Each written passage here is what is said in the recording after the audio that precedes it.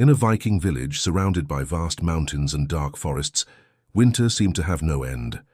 The biting cold and failed crops brought despair to the people of Erik, a young Viking with unshakable courage but a deep emptiness in his heart.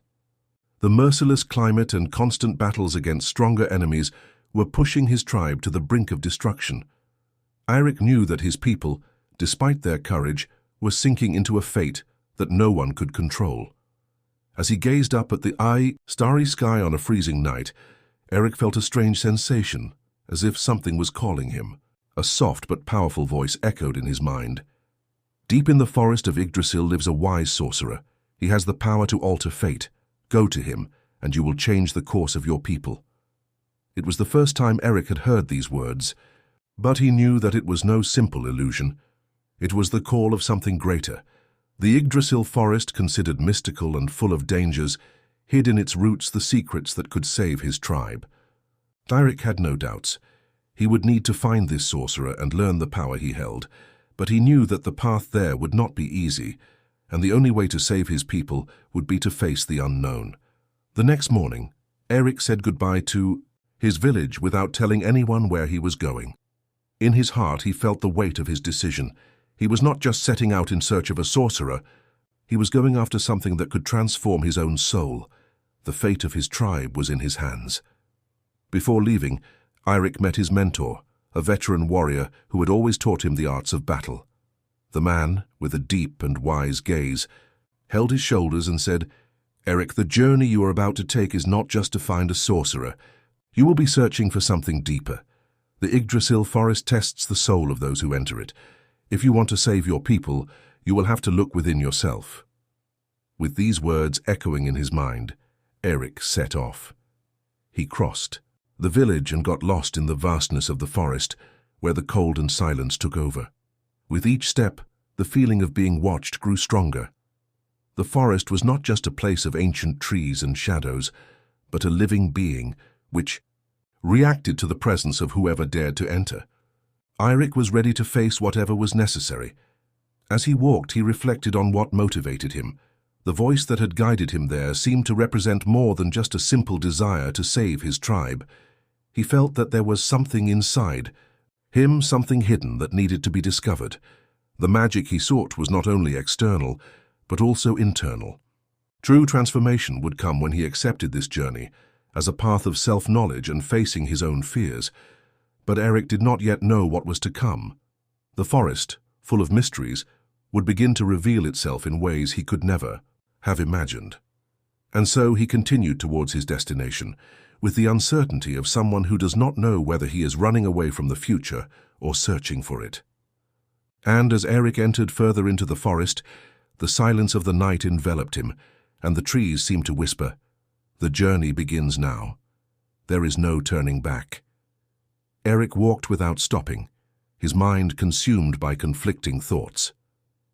The Yggdrasil forest, which seemed like a distant legend, was now real. The path was narrow and winding, covered by a dense fog that made it difficult to see. The tall ancient trees seemed to touch the sky, and their roots intertwined like snakes that dominated the ground. Each step Erik took made the sound of the wind whisper in his ears, as if the forest itself was trying to speak to him. The journey was becoming more difficult than he had imagined. With each passing hour, the feeling of being watched intensified. The shadows in the trees seemed to take on a life of their own, and Erik began to notice that the animals in the forest were far away, as if they were moving away from him. Fear, which he had always had as an ally in battle, was now a silent enemy, making his heart beat faster with each step. It was then that he began to hear strange sounds, murmurs, distant laughter, invisible footsteps. The forest was alive, but not in a friendly way. It was testing his courage, his convictions.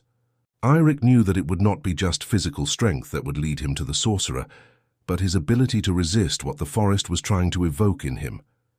And then, in the middle of the walk, he came across a sight that paralyzed him. A hooded figure, strange in appearance, with a serious expression and eyes that shone with an intense golden hue. The figure was leaning against an ancient tree, watching him carefully. Erik, still not knowing what to do, took a step forward, but the figure spoke. You think you're going after a sorcerer, but what you really seek is within yourself. It's not knowledge that you need, but self-knowledge." Those words cut Eric like a blade. He felt disoriented, as if he were losing control over his own mission. He was not prepared for this kind of challenge. He was here to find answers, to save his people, not to be confronted with questions about himself. The figure walked away, disappearing into the shadows, and Eric, still dazed, moved on. But the forest would not let him pass without further tests. In an instant, the environment around him changed drastically. The trees began to move, creating a maze of roots and branches as if they wanted to imprison him. The trail disappeared, and Eric found himself lost, without direction. A feeling of despair took over his heart, but then he remembered the words of his mentor before leaving.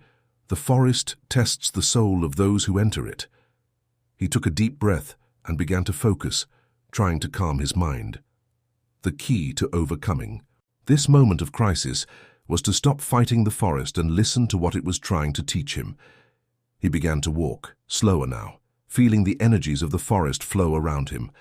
Little by little, the fog that surrounded him began to dissipate, and the maze of trees began to unravel, revealing a path ahead.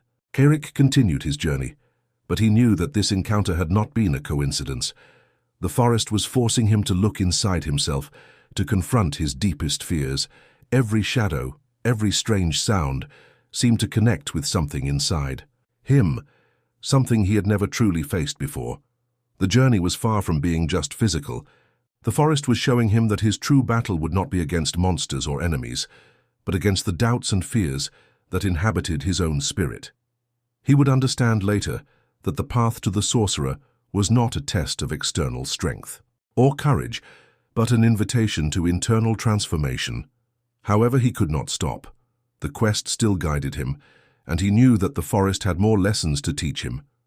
The fate of his people depended on it, but he was also beginning to understand that in order to save his tribe, he would first have to save himself. With each step, Eric went deeper, not only into the forest but also into himself.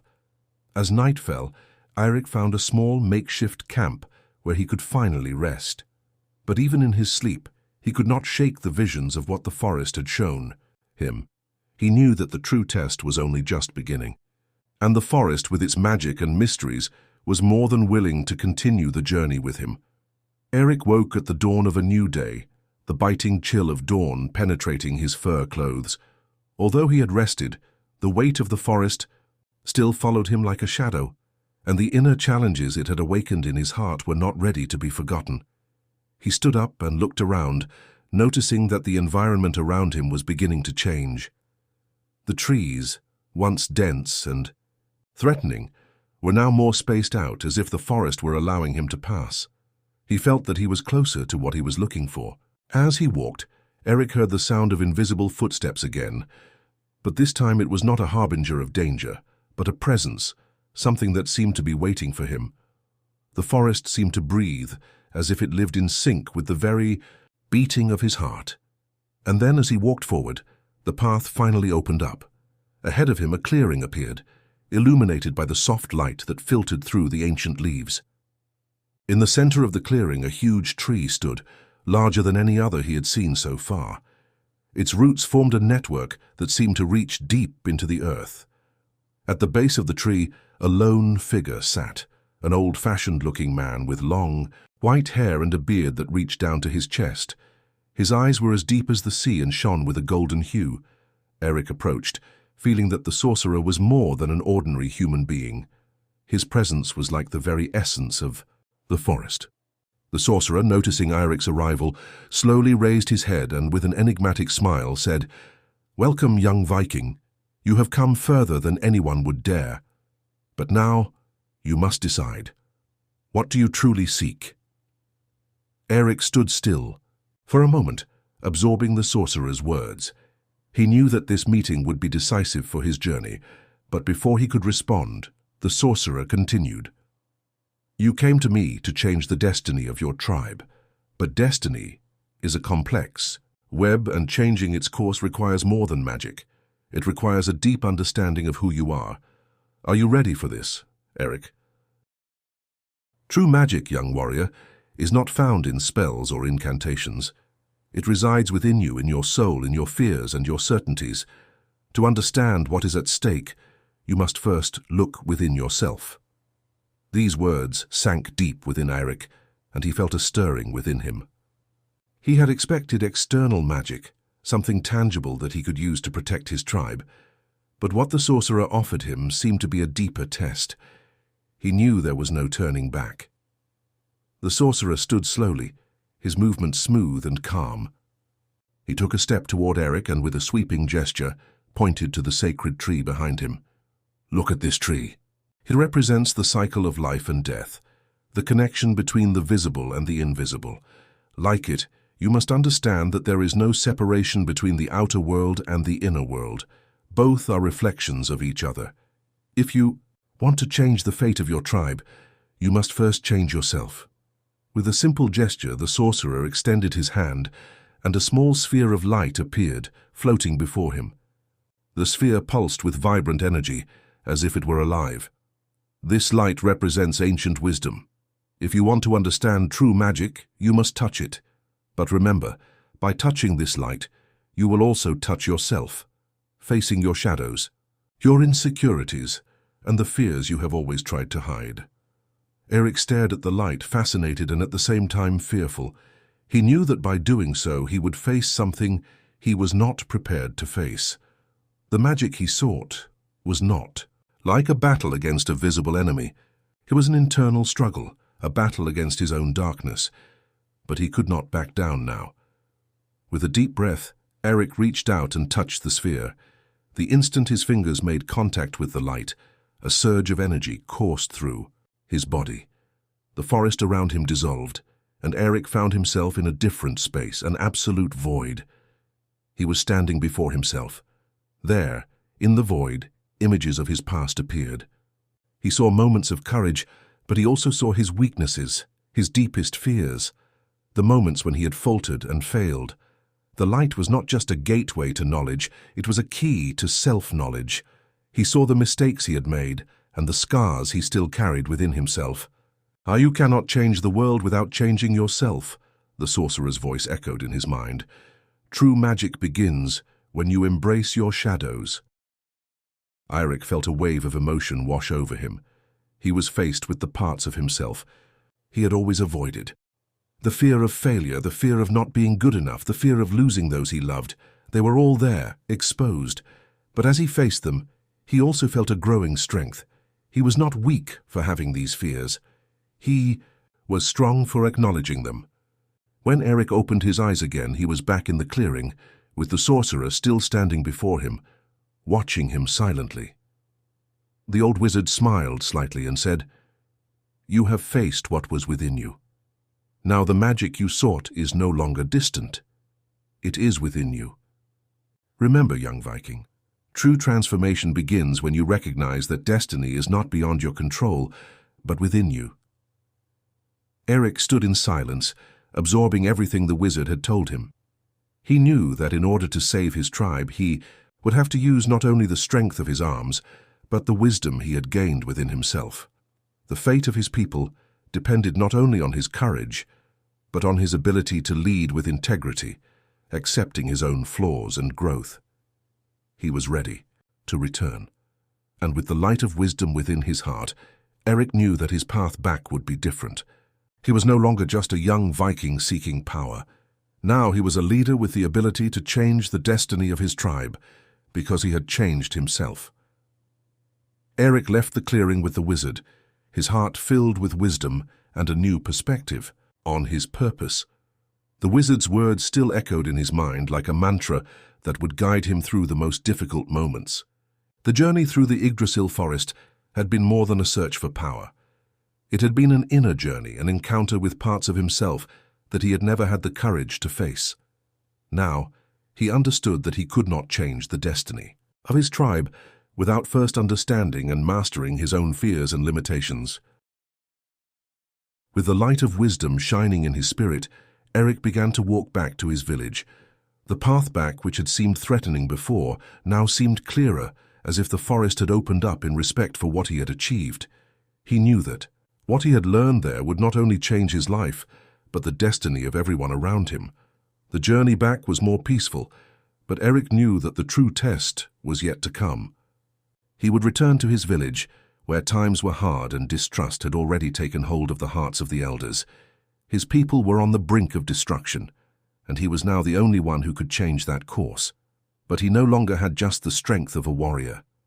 He brought with him the strength of a leader, someone who had known how to confront his shadows and understand the true essence of leadership.